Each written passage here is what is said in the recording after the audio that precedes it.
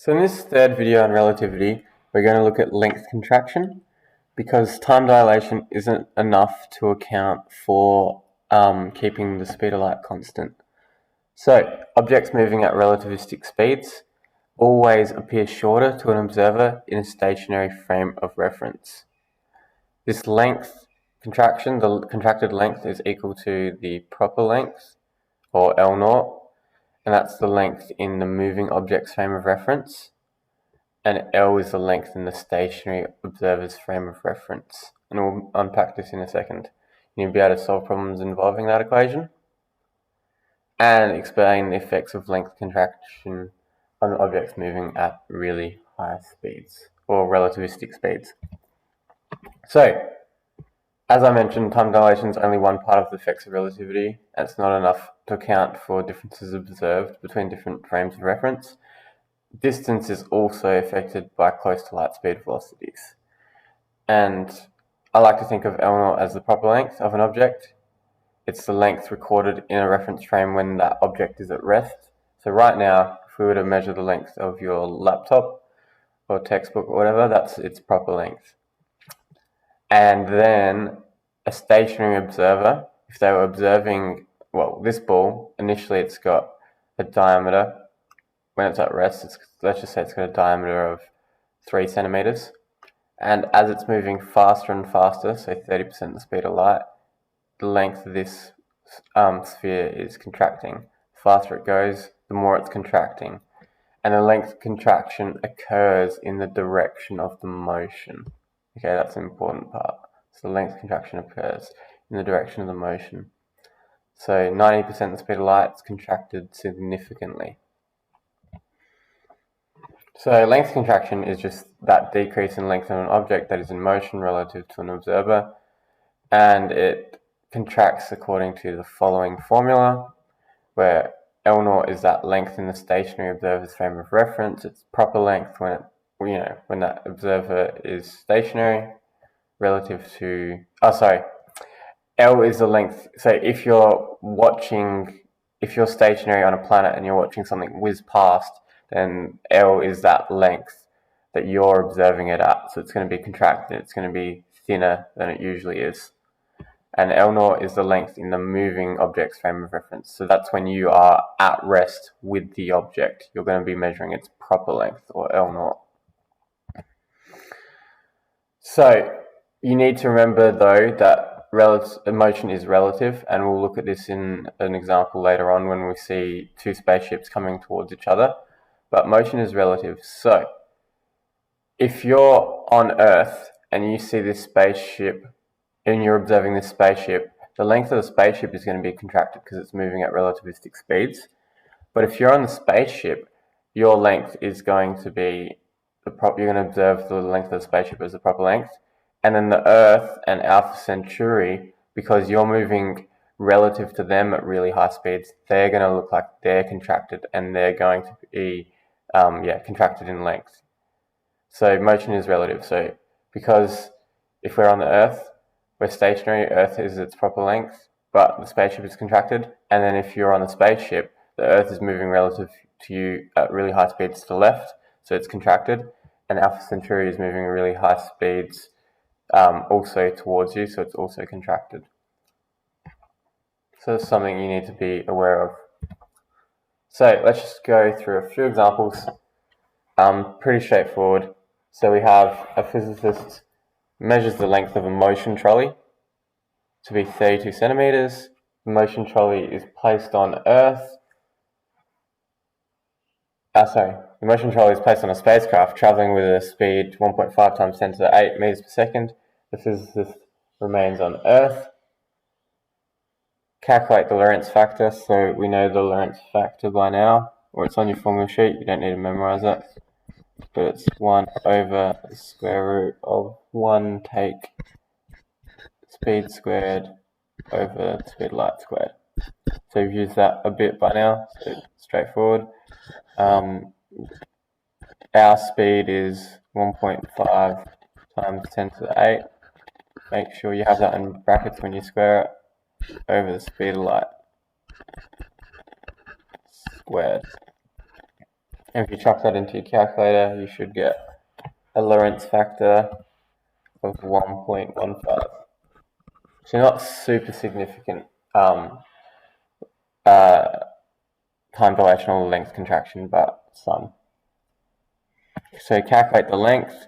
So again, I didn't write the formula, but the length that it's going to contract to is its proper length divided by the Lorentz factor, because this time length is decreasing, whereas for time we multiplied the Lorentz factor by the proper time. Now we're dividing by the Lorentz factor because it's going to decrease the length.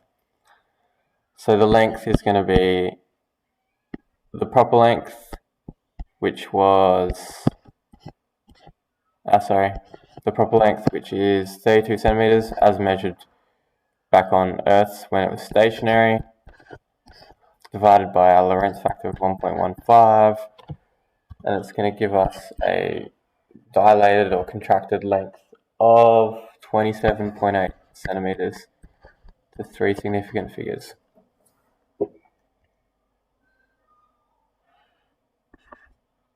Now calculate the speed with which the spacecraft must travel in order for the motion trolley's length to measure 25 centimeters. Speed. So how fast is the spacecraft moving relative to the Earth, because the physicist is back on Earth. So we know what the contracted length is going to be. We can rearrange this formula here to work out what the Lorentz factor is, just by swapping these. So the Lorentz factor will be proper length over the contracted length, and that'll be the contracted length, the proper length, which is 32 centimeters, over the contracted length, which is 25, and that'll give us a Lorentz factor of 1.28. And then we want to find the speed, so it's that really annoying rearrangement.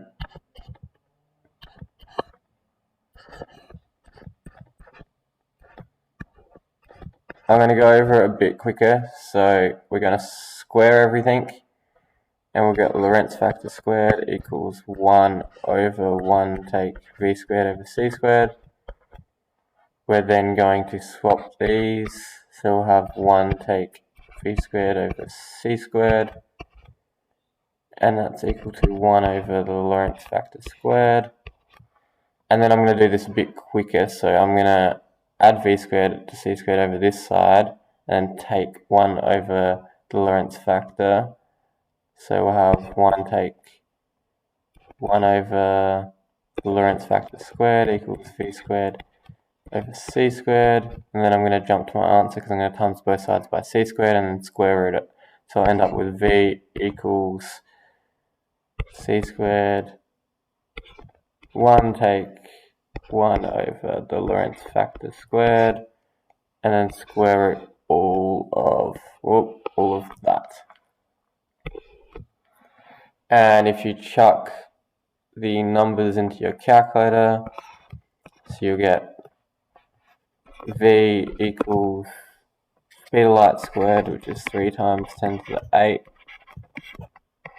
squared, times by, I've run out of room, 1 take 1 over the Lorentz factor, which was 1.28 squared, and the square root of all of that, you'll get a speed of 1.87 times 10 to the 8 meters per second.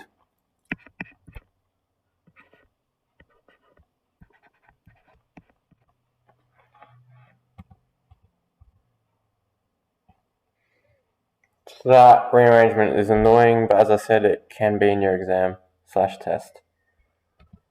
Now, Proxima Centauri is one of the stars in the Alpha Centauri triple star system. This is the star closest to Earth at a distance of 4.24 light years away, as measured from Earth. So 4.24 light years is the distance it would take light to travel. So 4.24 light years is the distance it would take light to travel 4.24 years. So it's a long way away because light's moving at 3 times 10 to the 8 meters per second. So it's crazy distance away. Yeah, 1 light year is the distance traveled by light in 1 year. So calculate the distance to Proxima Centauri as measured by an astronaut in a rocket traveling towards Proxima Centauri at a speed of 0.78. So because they're traveling so fast, that distance to Proxima Centauri is going to be contracted, and it's not going to seem as far away. So first we need to work out the Lorentz factor, and the Lorentz factor is just going to be 1 over square root of 1 take v squared over c squared. Straightforward, you know how to do that. I'm not even going to write down the working, but if we use 0.78, actually maybe I will. So it'll be 1 take 0.78 c squared over c squared. C squareds will cancel out.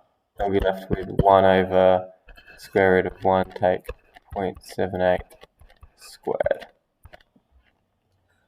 And that will give us a Lorentz factor of 1.6. So 2 astronauts, Alex and Sam, are flying identical spacecraft, which have a length of 15 meters. The spacecraft are traveling with a velocity of 0.2 20% the speed of light relative to one another. So that could mean, so it doesn't necessarily mean that one's stationary. Let's just say, I don't know what this is, it's a rocket, really bad rocket.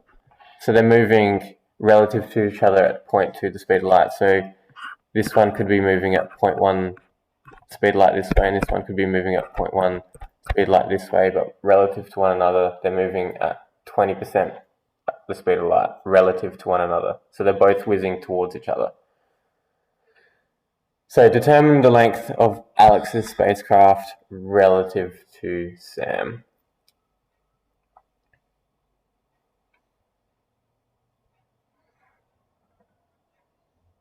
So again, we're going to need the Lorentz factor. This time it's 20% the speed of light.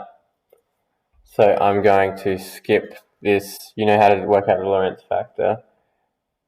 Because they're only moving at 20% the speed of light, the Lorentz factor isn't large. It's only 1.02. So it's only 2%, going to be a 2% length contraction. And then we can work out the length that they're going to view. So determine the length of Alex's spacecraft relative to Sam. So it's going to contract, okay, based on the proper length and the Lorentz factor. But it's only going to contract a little bit. So the proper length was 15 meters when measured at a stationary position. And then if we divide it by the Lorentz factor, it's going to decrease only slightly. It's going to decrease to about 14.7 meters. So Alex's spacecraft relative to Sam is 14.7 meters, but also Sam's spacecraft relative to Alex is going to be contracted by the same amount, so to 14.7 meters. So state with reason the length of Sam's spacecraft relative to Alex. So it's also going to be 14.7 meters because they're moving at 20% the speed of light relative to one another. They're both moving towards each other at a relative difference of 0.2 the speed of light. So they're both going to be viewing each other's spacecrafts with that length contraction. And basically, so state with reason the length of Sam's, the length is because, so 14.7 meters, because the situation is symmetrical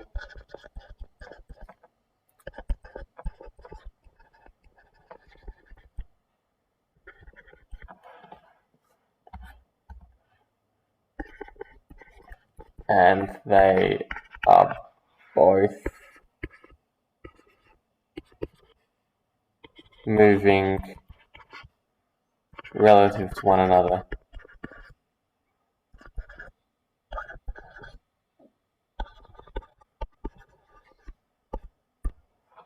So have we got questions 10 to 15 now on pages 107 to 109 in your textbook? Cheers.